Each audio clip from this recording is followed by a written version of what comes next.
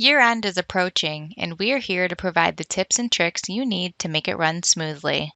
Hiring new employees is exciting. Once you've collected new hire paperwork and information, you can create an employee profile by following these steps. Once you are logged into your payroll account, select Employees. From the employee list, choose Add Employee. If you utilize the card view of the employee list, the Add Employee card is found here.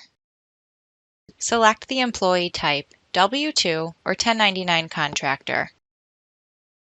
Complete the employee personal information. It is especially important that the first and last name and social security number match the information on the social security card you collected. Be sure the employee's email address is accurate so they can access the employee portal.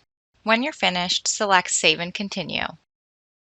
Identify whether you will be paying the employee by direct deposit or paper check.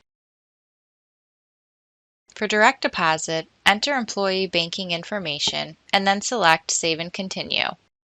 Enter information such as employee type and employee status. If your employee is a new hire, select New Hire for employee status and we'll report the new hire to the state for you. Complete additional information such as pay rate and click Save and Continue.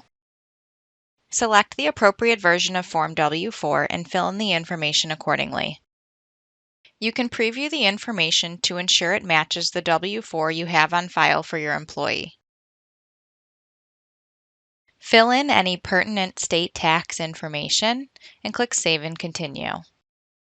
Then select Add Additional Info for deductions or time off, Complete Forms, or if you're finished, select Ready to Run Payroll. As always, we're here to support you if you have any questions. You can review our online help articles, launch an on-screen walkthrough, or watch a video. You can also chat, call, or send us a message. Be sure to click the Resource Center for additional walkthroughs, videos, and guides.